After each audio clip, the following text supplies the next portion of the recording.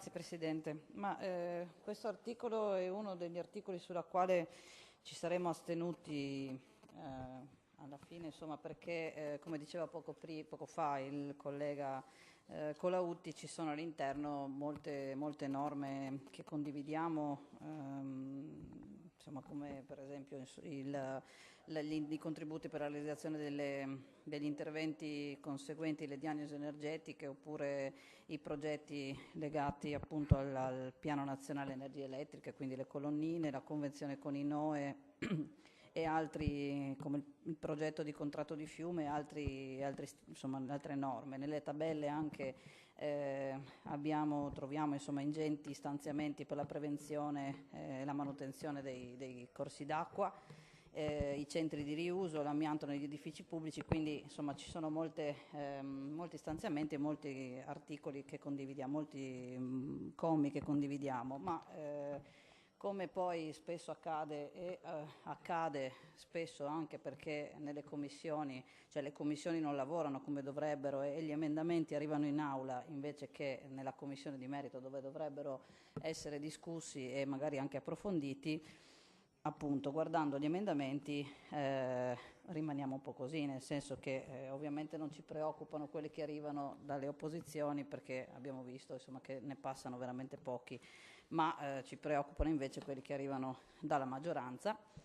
Ad esempio, ma ne parlerà anche poi il mio collega Sergo, l'emendamento della Giunta dove c'è un contributo di 750.000 euro per la realizzazione della variante aerea del tracciato della linea elettrica al Comune di Cividale, che insomma avanti con la variante aerea e nelle tabelle poi vengono tolti anche i fondi al risanamento dei terreni incolti e abbandonati, ma l'emendamento che ci preoccupa di più è l'emendamento 3.7 presentato dai colleghi Moretti e Marsilio, che in sostanza è un'altra deroga, è l'ennesima deroga che abbiamo visto passare in questi anni, insomma, ovviamente a vantaggio dei produttori elettrici, e che in sostanza dice che in deroga alle due norme che regolano questa materia, la concessione di derivazione d'acqua a uso idroelettrico può essere rilasciata prima dell'emissione del provvedimento di autorizzazione unica. Ma a noi sorge una domanda, cioè, ma perché dobbiamo fare, cioè facciamo norme sopra norme per regolamentare la materia e poi utilizziamo le deroghe in legge per bypassarle?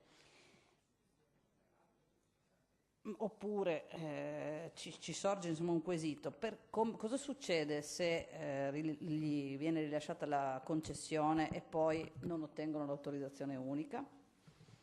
O magari se ci fate qualche esempio o magari avete anche qualche nome, capiamo meglio. Dopodiché, come aveva detto anche in discussione generale, insomma in relazione la mia collega, sì, cioè qua continuiamo a fare piani, programmazione, però poi appunto con deroghe inserite all'interno di norme bypassiamo qualunque tipo di programmazione che